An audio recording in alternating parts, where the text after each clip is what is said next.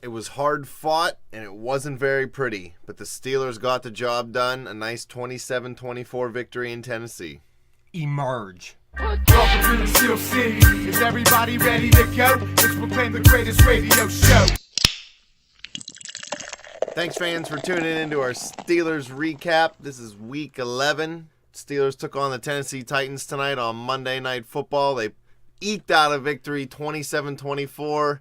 It was old school football, just like we said on the preview show. The Steelers rushed for over 200 yards. Bell had 204 on his own, and he finally got into the end zone. Le'Veon Bell on the ground.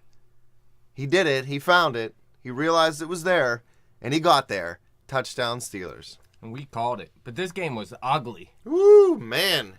It was as ugly as Easy's prom date. Le'Veon. That was her name. The game started with Le'Veon, too. He had 6 straight rushes to start the game. They didn't even throw a pass. But it really looked like the Steelers gave up on that drive because it was 3rd and 5, and they gave it to him a 6th straight time, and they just settled for a field goal. I don't know what they were thinking. Field goal derby, man. They just gave Sweesom that contract. They're going to make him earn it. But after that, the big pick 6 by William Gay. But you know what? He didn't. All in all, he did not look that great this game. Willie Gay got burnt on that play from Nate Washington right before the first half ended. That double move, Willie tried to step up and get another pick 6, and it went for 6 in the other direction. Way to go, Gay. It's embarrassing. But really, outside of that big touchdown there at the end of the half, I don't know if I want to say the Steelers' defense played well, but they only let up, 17 points outside of that play? Yeah. Plus, they had the pick 6, so it's not bad all in all, but really, they got no pressure on the quarterback. None. No, they had 0 sacks. No sacks. Which is another problem. That's ridiculous. But they only gave up 49 yards rushing. That's what I'm saying. They didn't play terrible. I think it was just the big play led up by Willie Gay, and that's pretty much it. Yes, you want more pressure on the quarterback, but at the end of the day, when you let up, let's say 24 points they let up, but they also scored 7, it's not that terrible. You know who was kind of terrible, especially early in the game? Big Ben. Followed up a bad game against the Jets by a bad first half. It was looking shaky. I didn't think he was going to be able to get the job done. He rallied the troops. He didn't put the team on his back this week. Bell put the team on his back. But Ben did just enough to squeak out that victory. He played well in the second half. His passes were definitely more accurate. Yeah, really. He hurt himself by throwing another pick in the end zone for the 2nd straight week in a row. He only had 125 yards in the first half, but he even had less than that in the second half. So really, he didn't have a good game overall. No, he just got it together at the end of the game and played well enough, like I said, to get it done. He was efficient on those last few drives. He didn't have many incompletions. Well, he don't look like a superstar when he gets banged around all game long. Yeah, he did get blasted a couple does. times. What about the 3 helmet-to-helmet hits tonight? I saw one on Ben. I think one might have been on Bell or Brown, and I forget who the other was on. Refs didn't call nothing. They just let it all go. Who cares? Let them smash the. Every other time the Steelers hit somebody on defense, it's called right away. Somebody hits us, we don't get it. I hate complaining about the refs, but yeah, if we lost, I'd complain about it, but you won, so right now, who cares, I guess. I'm not going to complain about it. I'm just pointing out that That's the all you do is NFL is complain. very inconsistent with these penalties. The Steelers get penalties called constantly we for know it. helmet-to-helmet, We know it. personal fouls, and we never get the call to go our way. Ben gets blasted back there all the time. We touch the other quarterback's helmet with our pinky finger, and we get a 15-yard flag.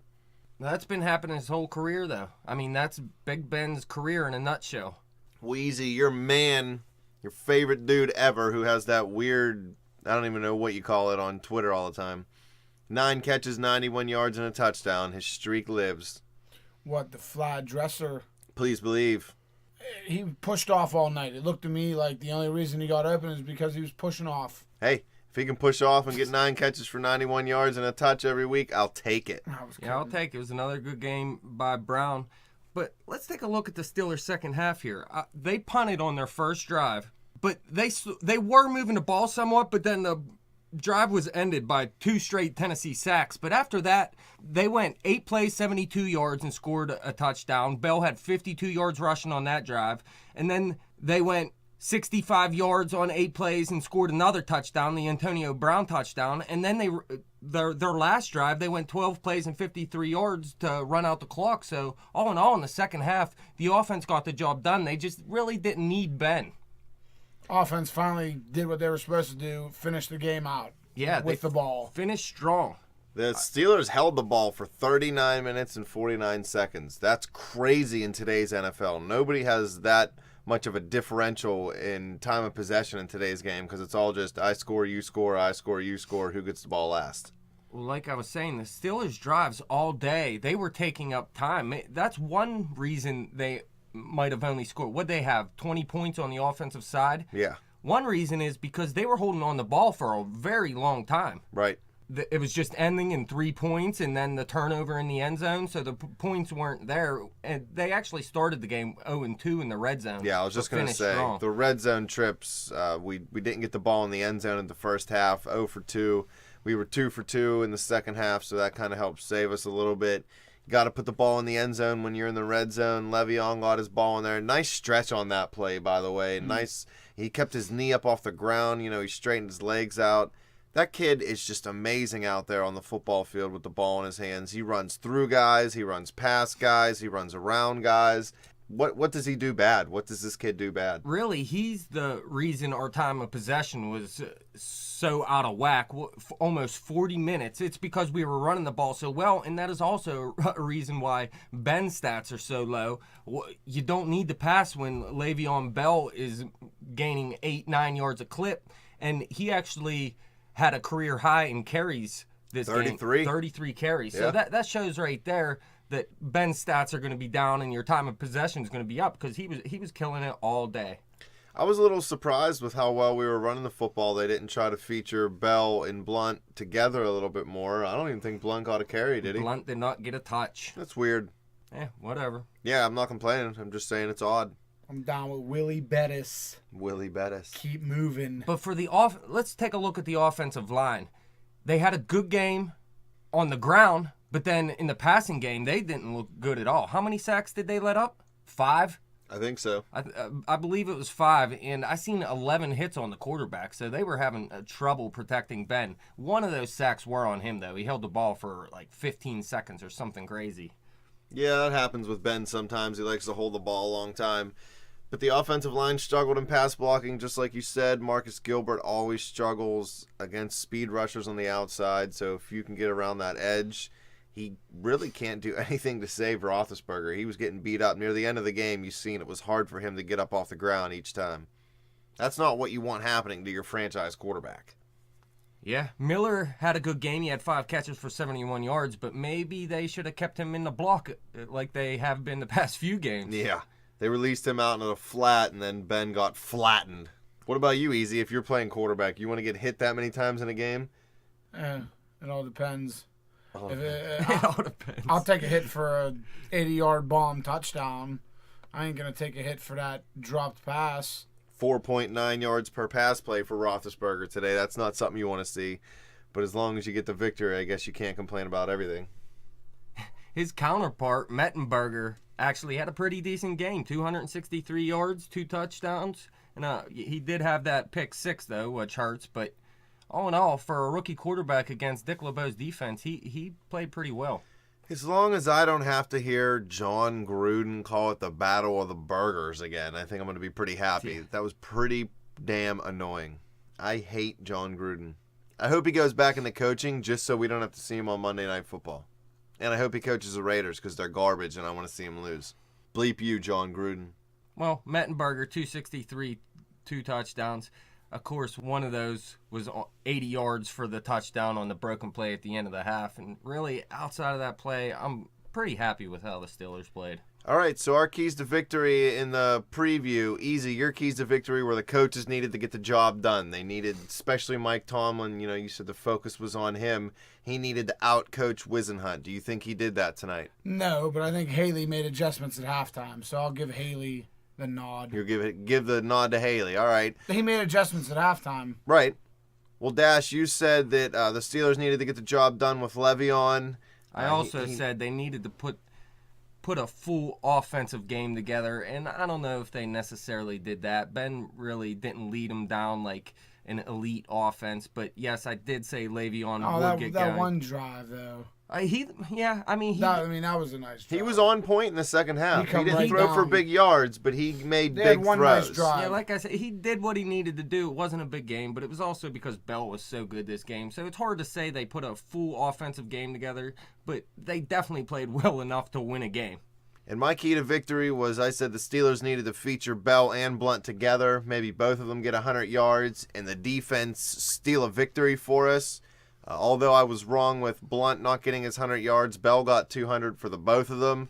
The defense made a big play. Willie gave that pick six. It gave us some points that we definitely needed to win this football game, and they held strong at the end. And then the offense did a very good job of holding on to the ball at the end of the game and really finishing the game with that whole drive at the end. Yeah, that's the main thing to me to take out of this game is how they finished with 2 touchdowns and then followed that up by just running the clock out, taking off 7 minutes of the clock, and that there was nothing Tennessee could do about it. The Steelers on third down were 7-13 tonight too, and the defense held Tennessee to only 3 of 8, which you said Mettenberger did pretty well for a rookie quarterback against Dick LeBeau. He had big yards mostly because of that 80-yard bomb to Nate Washington. But on third down, he definitely struggled all night long. Well, this takes us to our players of the game. I think, obviously, on offense, you got to give it to Le'Veon Bell. Le'Veon.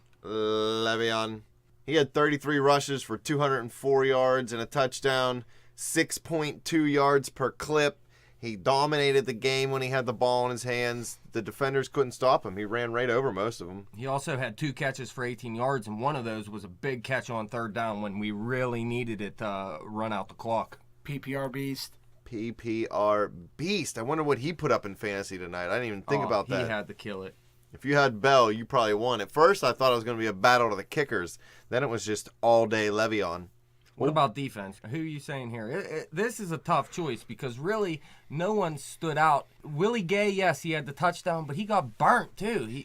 Yeah, Willie had the big play that's got us to 7 points, which we needed to win the game, but he also gave up that big play for 7 points at the end of the half, so that maybe negates that play a little bit. You had Brett Kiesel with 2 tackles, 2 passes defended, and a quarterback hit. Harrison probably would have had 3 or 4 or maybe even 5 sacks if they didn't hold him on every single play. Yeah. So why don't we just give it to the whole defense? They played a great game. Maybe not a great game, but a good enough game. They made 1 splash play. They did give up a big play, but they did what they needed, man. They kept them off the field on third downs. They only gave up 49 rushing yards. They did everything they needed to do to help the Steelers win this football game.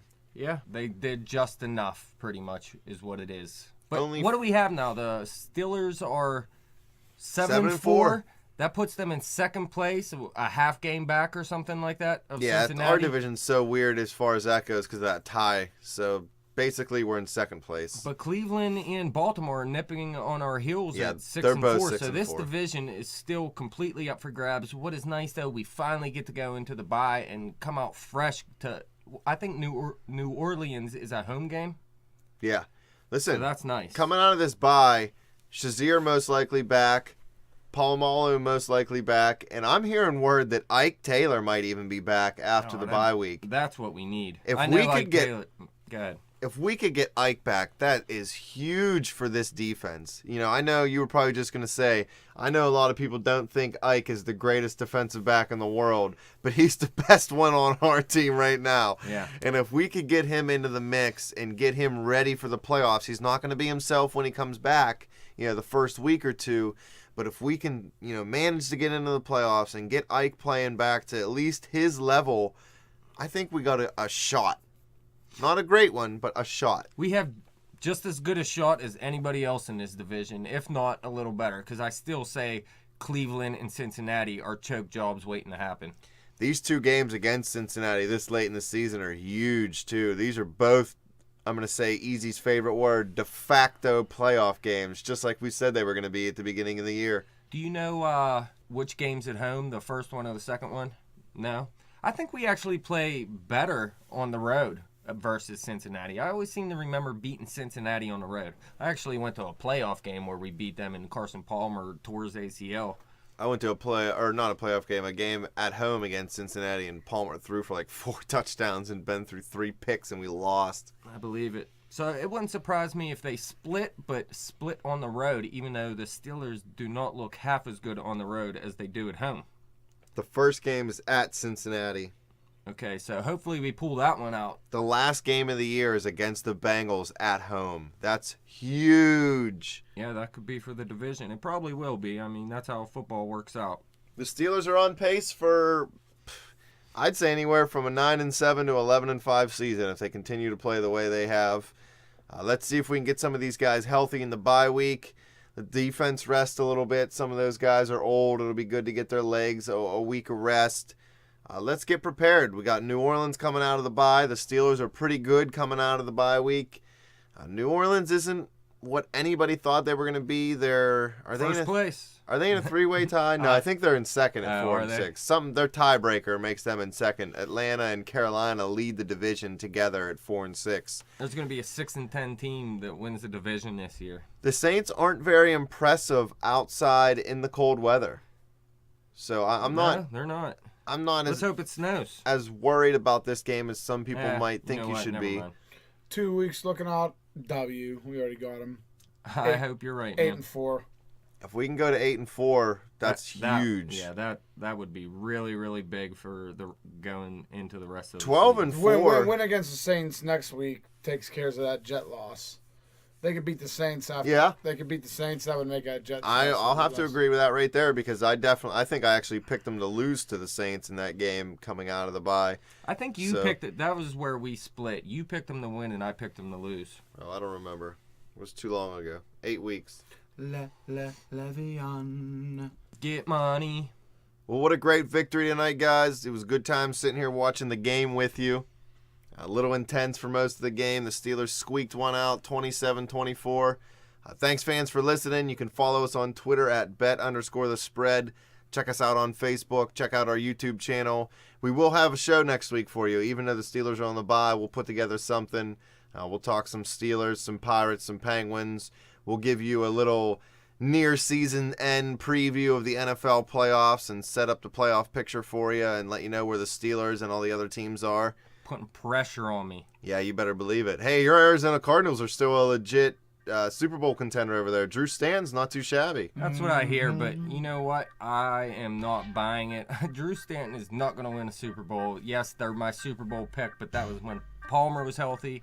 I'm not buying Stanton as a Super Bowl quarterback. Hey, if Dilfer can get one, anybody can get one. You're right, but the Arizona Cardinals defense isn't that good. No, maybe not. Well, thanks, fans, for listening. Thanks, guys, for sitting in studio. Peace. Be out.